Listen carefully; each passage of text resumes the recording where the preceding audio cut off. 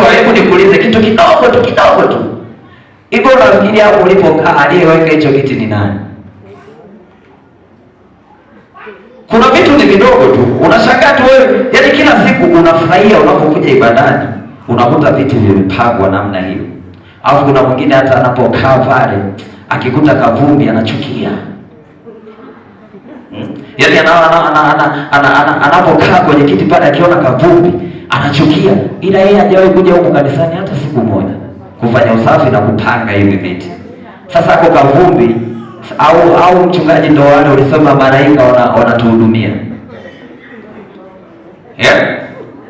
Tunajitoa kwake Mungu, tunajitoa kwa mtindo gani? Yaani swali tunalotakiwa kujiuliza hapo, ni kweli sisi tunajitoa kwake Bwana? Ni kweli unapoona mchungaji amekaa hapa madhabahuni, je, naweka hela kako kwenye hii marumaru? Au za wenzio tu ndio ziko hapo? Ni kweli tukianza kupandisha chuma hapo juu, na wewe pesa yako ipo?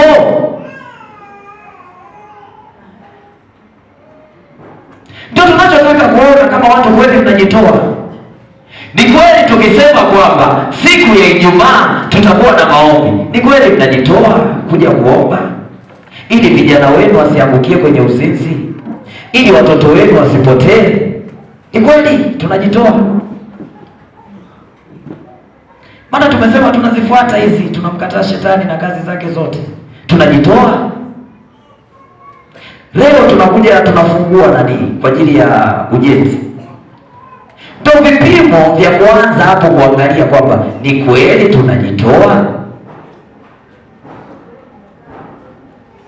Ni rahisi sana mtu kuchangia michango kwenye harusi, kwenye sehemu mbalimbali, lakini ni ngumu sana mtu kujitoa kwa Mungu. Ni ngumu sana. Yaani ni kitu kigumu. Naona kuna watu tayari wameanza kusema na sisi tulimchangia. Ni kweli, si nilikuwa napokea naona. Na uzuri nilipokea niliona, na sasa wamenichagua nilikoni tena pia naona kule. Kwamba huyu alinichangiaga $200 kwenye harusi, ila kwenye ujenzi huko ametoa $2,000. Ndio watu tunajua. Tunaelewa. Na sio tu kwenye mambo ya harusi, lakini angalia watu wanaoenda kwa waganga wa kienyeji, vitu wanapotoa. Angalia vitu wanapotoa kule. Yaani akifika pale kwanza ufahamu wake wote unakuwa umeshikwa na nguvu za giza. Chochote atakachoambiwa yuko tayari kukifanya. Hata akiambiwa alete ng'ombe, ataleta. Hata akiambiwa kuku mweupe, hata kama mtaa hauna kuku mweupe, atatangaza kote mpaka ukute wewe kuku mweupe. Kwa nini tunashindwa kujitoa kwa Mungu kama hao watu wanavyojitoa kwa shetani? Yaani wewe sadaka zako unazotoa hapa ili Mungu akusaidie ni tofauti kabisa na sadaka ambazo wanatoa wachawi wako kwa waganga wao. Sijui unaelewa? Niko nasoma habari moja. Yaani wanasema Irani ikirusha kombora lake kwenda Israeli, kama lile kombora lina thamani ya milioni 1, lile linaloenda kuzuia linatakiwa liwe na thamani hata ya milioni 20. Sijui umeelewa? Kwa kwamba kile kitu kinachotumwa kwako, kama mtu ameenda kutoa sadaka ya shilingi 10,000, wewe unayezuia umetoa sadaka ya shilingi 1,000, nini kinatokea? Kinachotokea ni nini? Kwa sababu ulimwengu huu wa kawaida tunaoona hauna tofauti kabisa na mambo yanayoendelea katika ulimwengu wa giza. Utendaji kazi wa ulimwengu wa giza unaofanya kazi hauna tofauti na utendaji kazi unaofanya katika madhabahu ya kimungu. Tofauti yetu ni moja tu. Wao wanakufa lakini Mungu wetu hafi. Amen. Wao na wazao zina expire, sisi damu ya Yesu haijawahi ku expire hata siku moja. Yaani kama unafikiri ninachoongea ni uongo, nenda kwenye madhabahu ya kiganga. Jinsi praise wanavyoanzisha nyimbo za kumwabudu Mungu, hata wao ndipo wanapoimba. Hata wao huko ndipo wanapoimba. Wanaimba nyimbo zao za mizimu ili kumtukuza yule. Akishatukuka ndio wanaanza kuangalia. Anayekuloga wewe ni fulani. Sijui nini na nini, sijui nini na nini. Kwa hakuna utofauti. Kwa sadaka nayo itoa pale, acha. Lakini sisi hapa tukizungumzia habari za sadaka, yaani ukikaa huko mbele unaona kabisa sura za watu, wameleta hili, wameleta na hili, wameleta hili, wameleta na hili. Kumbuka wewe, kuna watu wameleta hili, wameleta na hili, wameleta na hili kwa waganga. Sasa angalia vitu unavyovitoa, angalia kujitoa kwako, angalia jinsi unavyofanya kazi kwa Mungu. Haijalishi unapitia kipindi gani, lakini umeanza toka mwezi wa kwanza. Kwenye matoleo hujitoi, yaani kwenye matoleo ni ngumu, kwenye kuimba haupo, kwenye praise haupo, kwenye uinjilisti haupo, kwenye makongamano haupo. Kongamano linakuja ili la Pasaka hautakuwepo. Wewe ni nani? Unajitoa kwa ajili ya nini? Unajitoa kwa ajili ya nini? Wengine tupo jirani kabisa na kanisa, lakini utakuwa unasikia watu wanaunguruma huko ndani. Upo nyumbani. Mchungaji aliwahi sema siku moja, unaangalia season. Sasa wewe unajitoa kwa kipi? Kipi ambacho wewe unajitoa kwa Mungu? Yaani ndio kitu ambacho tunatakiwa tujiulize, unajitoa kwenye nini? Okay, vyote hivyo ufanye. Haya, tumefika hapa, amesema kiongozi wa ibada kwamba Wamoravian kuna namna zile, mtu asema Bwana Yesu asifiwe, ame unaitikia tumboni. Nako huko unashindwa nako huko. Ndio maana nasemaga kila siku vijana wanaposema kwamba ukiona umefika msibani, hauna, yaani msiba umekutokea nyumbani, pesa huna, kaka yako au dada yako ndo anaenda kuliko wewe. Wewe unachotakiwa ni kuchukua kuni, unakata, unakuwa bize. Unakuwa nini? Unakuwa bize, ili hata pale kitoka ionekane mporevu. Watu wanaanza kusema lakini yule mtoto alipasua kuni. Yule mwenyewe hana kazi. Si ajabu sisi ndio tunaowatesa hata wachungaji. Yaani unaumwa, wamekuja kukuombea, anafika pale kwenye kukuombea sasa, kumbe zaka ulikuwa utoi, shukrani ulikuwa utoi. Kwa hiyo yaani tunaanza rehema, mrehemu Mungu kwa sadaka zake, tunaomba rehema. Vitu vingine, kuna muda mchungaji akifika kwako amekukuta tusome, anasema Mungu zikumbuke sadaka zake, anaondoka, anarudi nyumbani. Yaani ndio vitu ambavyo tukijirekebisha, kuna mambo yatakuwa yanaenda sawa. Sio unafika kwako hakuna hata kazi ambayo Mungu tunaweza tukamkumbusha. Haipo hata moja. Kuna maombi yanakuwa ni mepesi, tunawasaidia watumishi wa Mungu. Yaani anafika kwako anakukuta mtu umenyoka, akifika tu pale, baba uponyaji, uponyaji, uponyaji. Lakini kuna mtu ukienda tu, Roho Mtakatifu anaanza kukusemesha, omba toba kwa ajili ya ukoo wake, omba toba kwa ajili ya, yaani mambo mengi. Sasa tujitahidi kwenye swala la kujitoa. Maana kwenye kujitoa ndio kumekaa uponyaji wako. Yaani unapokuwa unajitoa ndio uponyaji wako ulipo. Unapokuja kanisani, unafanya usafi, unafanya nini? Kuna muda Mungu, yaani kuna muda shetani hata akitaka kukuchukua, sisi Mungu tunaanza kujiuliza, sasa huyu akiondoka pale, nani atakuwa anatupigia kinanda? Hebu Mungu mkumbuke. Huyu akiondoka, nani atakuwa anatupigia pale mbele mapigo? Mungu mkumbuke.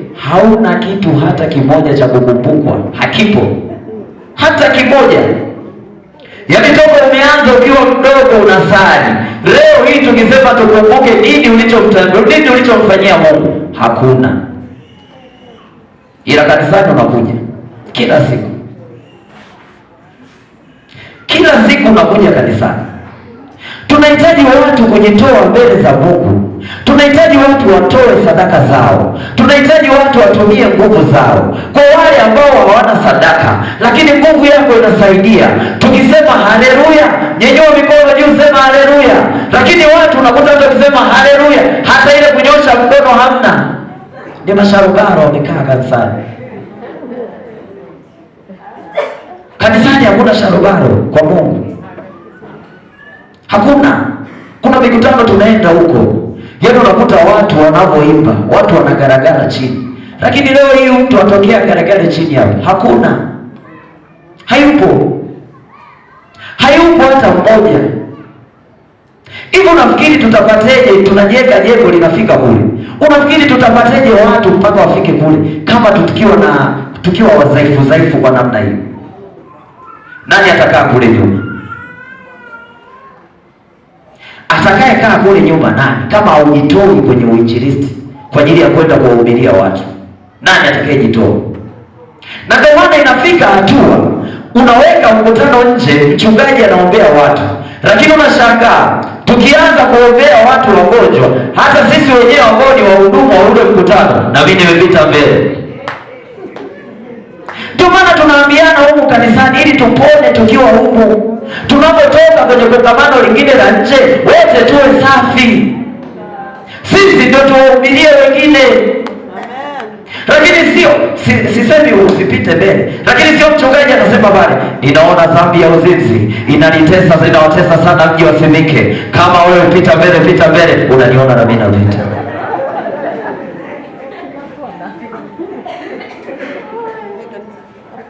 Kwa nini tufike huko? Ndio maana tunaambiana huko ndani tukiwa wenyewe kwamba acha, tunapotoka huko nje sisi ndio tunakuwa wahudumu wa watu wengine. Sio tena sisi tuhudumiwe, hapana, haiwezekani. Sisi tupone ndio tuweze tukawatibu na wengine. Lakini wewe uko kanisani, uko mtaani, wanaona kabisa kuna mgonjwa umetokea pale na wewe ndio wa kwanza kushauri, ungeenda kwa mtaalamu fulani hivi nini. Sasa tutapateje watu? Unamtangazeje Mungu wako huko nje? Unamtangazeje? Sisi humu hatuhubiri habari za kusema tujenge jengo, sisi tufanye nini. Tunahubiri habari za kwenda mbinguni. Yaani yote haya tunayoyafanya, lengo letu kubwa, wote tuende wapi? Mbinguni. Pigie Yesu makofi kama mnahitaji kwenda mbinguni. Shangilie Bwana. Kwa hiyo sasa, wengi kwenye kujitoa wamerudi nyuma sana. Yaani kwenye kujitoa wamerudi nyuma. Kuna siku mamangu, sijamwona leo, mamangu Samotela aliniambia baba, umenani udiko, ni bora kutupokee tupumzike. Unapumzika? Hapana. Yule mama bado ana nguvu. Yule mama bado ana nguvu. Sio kupumzika. Sio kupumzika. Mama na mrofu yuko wapi? Mama na mrofu na mama Samotela ni mkubwa mama na mrofu, lakini anapiga kazi hapo. Muda bado mama. Yaani muda bado kabisa. Tutaangalia huko mbele. Kwa nini namwambia yule mama kwamba muda bado kabisa? Tuende bado, anasema nikutegemee. Si kuna sehemu imesema hivyo? Nikutumikie, nikutegemee, ndio vipo bado. Sasa sikiliza. Wewe unamtegemea nani? Wote tunamtegemea Mungu. Kuna siku nilikuwa hapa kwenye Morning Glory, kipindi kile kilikuwa cha mabomu yale. Nisema sasa, ukitaka kujua unayemtegemea nani, lile bomu lilie kwenye kadirisha kako hapo, ndio utajua kwamba wewe unayemtegemea ni nani. Kuna namna hawa wamama wanasema wana uchungu, si ndio? Anakuambia kabisa, wewe na mchungu, bora nife mimi mtoto wangu apone. Uongo. Maana kama dhambi kubwa ambayo mbinguni tutashindwa kuingia ni kumpenda mwingine kama unavyojipenda wewe. Lakini mara nyingi tunaziokoa nafsi zetu. Yaani mara nyingi likitokea hapa tu Sarubanda kule ajui kwamba Akiba yuko madhabahuni.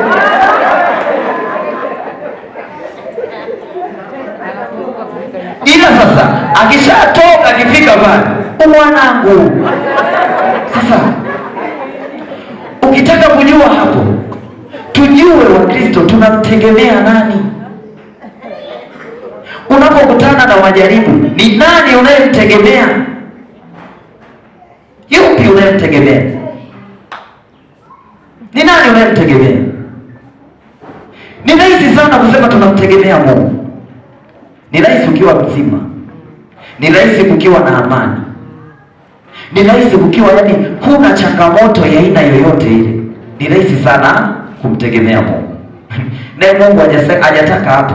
Mungu ametaka pale unapopata shida ndio ajue ni nani unayemtegemea. Na ndio maana siku hizi unaona mabinti kijana toka mtongoza, haya majaribu haya. Majaribu sio hayo. Sio hayo. Acheni mambo yenu, sio majaribu hayo. Majaribu ili ujue kabisa kwamba hili ni jaribu, ni mpaka mbele usione njia mbili ya kwamba hapa naenda kwa Mungu au kwa shetani. Hilo ndio jaribu.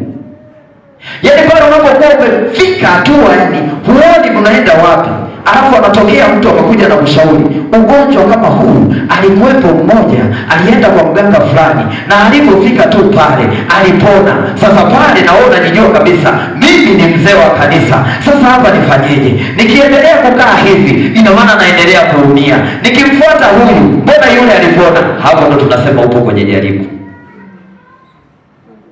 Ndio tujue unamtegemea nani. Tujue unamtegemea nani. Wote tunahitaji tumtegemee Yesu. Yaani huko kote tunakoenda watu wajue kabisa huyu ni Mkristo wa Moravian. Na kwa kuwa ni Mkristo wa Moravian anamtegemea nani? Yesu. Haiwezekani unasali huko lakini ukifika huko hata madhabahu yako tu wewe mwenyewe uiamini. Madhabahu yako tu wewe mwenyewe uiamini. Unatoka unaenda kupaka mafuta mafuta, maji unafuata huko. Ina maana hata hii madhabahu uiamini. Sio mbaya. Unaenda huko unapaka mafuta, unarudi, yanakuja yale magonjwa sugu sasa. Ndo anaanza kupambana nayo mpambana. Maana huko kote umehangaika imeshindikana. Imeshindikana kabisa. Kwa nini imeshindikana? Kuna watu kabisa unawaona wanategemea nguvu walizonazo. Kuna watu unawaona kabisa wanategemea mali walizonazo. Yaani pale anapopata tatizo pale, anajijua tu kabisa hapa anaenda sehemu fulani, napita hapa na hapa, tatizo limeisha. Ndio tunapotegemea, lakini tunashindwa kumtanguliza Mungu. Lakini mwisho wa siku unashtuka kumekucha. Na kuombea kwa Mungu usije ukashtuka wakati wako umeisha. Ni vyema ukakumbuka wakati huu.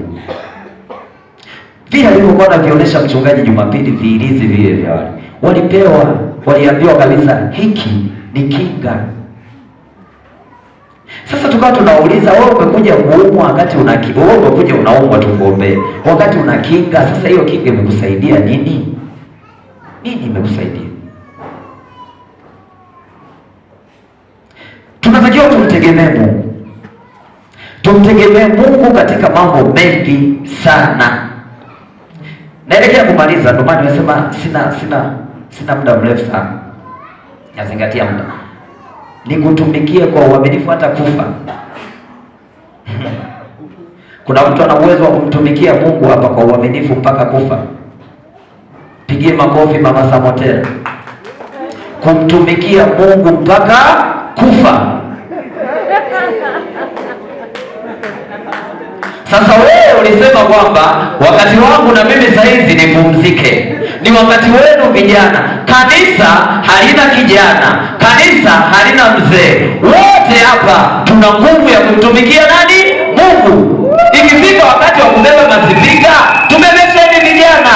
Lakini ikifika muda wa kulitaja jina la Bwana, wote tumshangilie Mungu, tuseme Bwana wewe ni Bwana wa mabwana. Haiwezekani mtu unasema sasa hivi imefika muda mimi nimechoka. Umechoka kufanya nini? Bado sana. Angalia wazee wangu, mzee Kameta hapo na Mwakasege hapo. Wapo. Na Mwakasege ukiweka wimbo hapa step wanaoicheza, kuna vijana wawezi. Sasa wewe endelea kusema ya kwamba mimi hapana saizi. Kuna siku niliongea nisema Mama Ngurwa, kama Mungu angekuwepo mamangu, tungeomba miguu ya kijana mmoja akupe ili wewe kila siku uwe unakuja ibadani. Maana kila siku asubuhi kwenye morning glory Mama Ngurwa yupo. Lakini kuna watu tuna miguu iliyo imara, hatuji. hatuji.